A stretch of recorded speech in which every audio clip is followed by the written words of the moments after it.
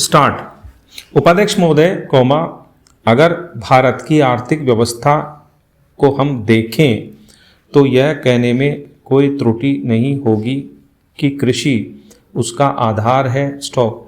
किसी भी देश की सामाजिक और आर्थिक स्थिति उस देश की भूमि की उत्पादन शक्ति पर निर्भर रहा करती है। स्टॉप। यदि भूमि की उत्पादन शक्ति में कोई कमी हो जाती है तो उस देश की आर्थिक और सामाजिक स्थिति में भी कुछ परिवर्तन आरंभ हो जाता है। स्टॉप। कृषि भारत के लिए एक आर्थिक व्यवस्था ही नहीं है, यह एक संस्कृति भी है। स्टॉप। जो लोग आंदोलन में विश्वास रखते हैं इनको पता ही होगा कि जितने भी आंदोलन इस देश में होते हैं वे समाज के नाम से, धर्म के नाम से, जाति के नाम से या राजनीति के नाम से होते हैं। स्टॉप। ऐसे आंदोलनों में कोई भी समाज शामिल हो, लेकिन कृषि समाज उसमें शामिल नहीं होता है। स्टॉप। उस आंदोलन के साथ कृषि समाज की सहानुभूति भी नहीं होती है। स्टॉप।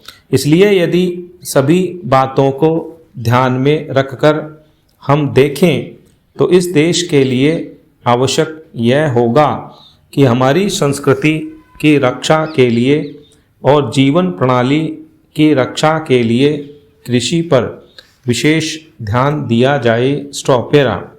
कृषि के क्षेत्र में इस वर्ष काफ़ी प्रगति हुई है। स्टॉप। यदि आप 1801 से 1901 तक का काल देखें तो आप देखेंगे कि हमारे देश में 31 अकाल पड़े जिनमें 4 करोड़ लोग मरे।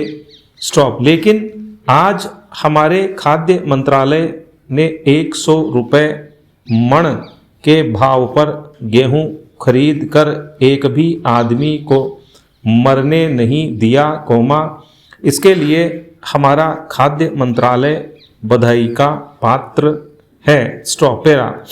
एक बात मैं विशेष रूप से इस अवसर पर कहना चाहता हूँ। स्टॉप। आजकल हम लोग मानव शक्ति पर ज़्यादा ध्यान न देकर पूंजी पर ज़्यादा निर्भर रहने की कोशिश करते हैं। स्टॉप। आपको याद होगा लगभग 5 दशक पहले में जापान की आर्थिक व्यवस्था बिगड़ गई थी, लेकिन वहाँ के 60 लाख काश्तकारों ने कृषि शिक्षा के बल पर इतना अनाज पैदा करके दिखलाया कि आज वे 10 करोड़ आदमियों का पालन पोषण कर रहे हैं। स्टॉप। वहाँ पर 30 ऐसे विश्वविद्यालय हैं जिनमें कृषि की शिक्षा दी जाती है, जिनसे 16,000 छात्र प्रतिवर्ष शिक्षा प्राप्त करके निकलते हैं। स्टॉप। आज हमारे देश में पर्याप्त कृषि विश्वविद्यालय स्थापित हो चुके हैं। स्टॉप। हमारे देश की 120 करोड़ जनसंख्या को दृष्टि में रखते हुए जापान एक बहुत छोटा सा राज्य है, शायद हमारे राजस्थान से कुछ ही बड़ा है। स्टॉप।